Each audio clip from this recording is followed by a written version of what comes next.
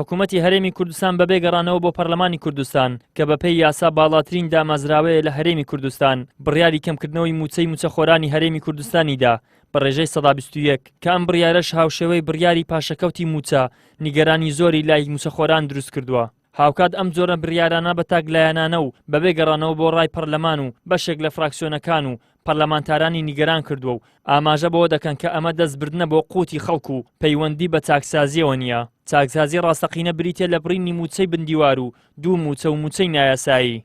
بەوتەی بەرپرسانی حکوومەت ئەمە بۆ تەنها مانجێکە، بەڵام هیچ جۆرە ئومێدێک و جۆرە متمانەیەک لە نێوان حکوومەت و خەڵکدا نەماوە، لە نێوان حکوومەت و فەرمانبەران و موچەخۆراندا نەماوە. یعنی مەترسی ئەوەی هەیە ئەم جۆرە کەمکردنەوە و دیاریکردنی ڕێژەیە بەردەوام بێت، چونکە لە هەموو ئەگەرەکانی ڕێکەوتنی حکوومەت و نێوان حکوومەتی هەرێمی حکوومەتی ناوەندە بەو شێوەیەن تا ئێستا کە حکوومەتی ناو نەچێتە ژێرباری ئەو بڕەداهاتەی کە حکوومەتی هەرێم داوای کردووە بۆ پەخشکردنی یاخود پێدانی موچەی فەرمانبەران لێرەدا.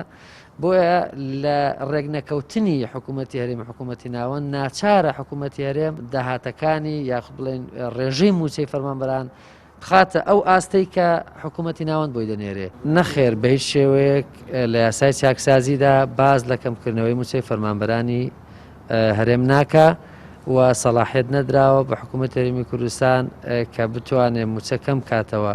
درەنگکەوتنی موچە لەلایەک و کەمکردنەوەی موچەش بە بیانووی جۆراوجۆر لەلایەکی ترەوە گوزرانی فەرمانبەران و ژیانی هاوڵاتیانی بە تەواوەتی زەحمەت کردووە و فەرمانبەران دەڵێن چاکسازی دەبێت لە داهاتی نەوت و خاڵە سنوورەکان بکرێت، نەک تەنها دەستبردن بۆ شایستە دارایەکانی فەرمانبەرانی ڕاستەقینە.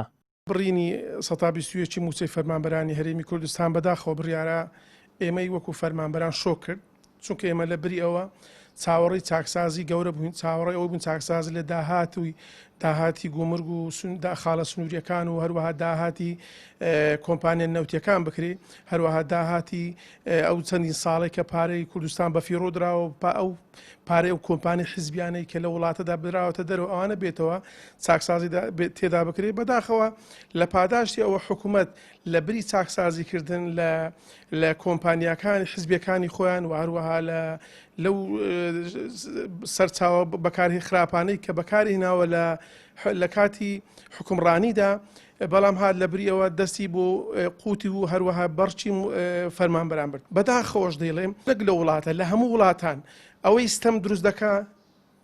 ستەم دروست دەکات بێدەنجی خەڵکە. جا هیوادارین بەڕاستی ئەو خەڵکەش وەکو مافێکی سەرەتایی خۆی داوای مافی خۆی بکاتن. من فەرمانبەرێکم 20 ساڵم خزمەت هەیە، بەڵام دەبین حکوومەت لەو ماگەدا نزیکەی 400,000 دینار لە بەرچی من بڕیوە. من دڵنیام ئەو 400,000 دینارە ناچێتەوە بۆ خەزێنی حکوومەت، بەڵکو دەچێتەوە بەرچی کابرایەک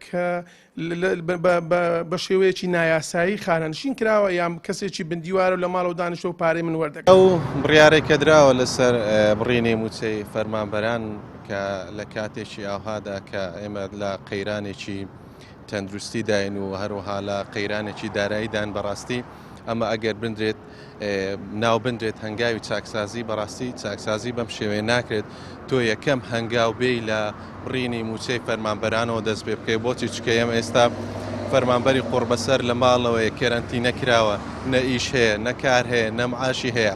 ئێمە ئەگەر تەماشا بکەین لە مانجی 5ەوە واتە پێش جەژنی قوربان موچەیەکمە وەرگرتووە، جژنی ڕەمەزان هات دەبێت جژنی قوربان هات دەبێت بە 2 مانگ کە ئیش نییە. ئەمە ئەگەر لە کاتێکدا کە کەرەنتینە نەبێت فەرمانبەری قوربەسەر دەبێت لە کاتژمێر 8:30 هەتاوەکو کاتژمێر 3 دوای نیوەڕۆ لە دەوام بێت کە ئەمەش یعنی حاڵەتێکی وەهایە فەرمانبەر ناتوانێت هیچ ئیش و کارێک بکات. بڕینی بەشێک لە موچەی فەرمانبەران بە وتەی بەرپرسانی هەرێم تەنها بۆ مانگی شوبات دەبێت، بەڵام بەهۆی نەبوونی سیقە و متمانەی حکوومەت لای هاوڵاتیان و دروستکردنی چەندین سیناریۆی هاوشێوەی ئەم بڕیارە وای کردووە هاوڵاتیان و موچەخۆران بە گومانەوە لەو کارانەی حکوومەت بڕوانن. ئەم بێ متمانەیەش لە کاتێک کۆتایی دێت کە ئەم حکوومەتە سیقە و متمانەی لای هاوڵاتیان بۆ بگەڕێتەوە کە ئەمەش لەم کاتەدا زۆر ئەستەمە. ئیدریس محەممەد، کەناڵی ئاسمانی پەیام، هەولێر.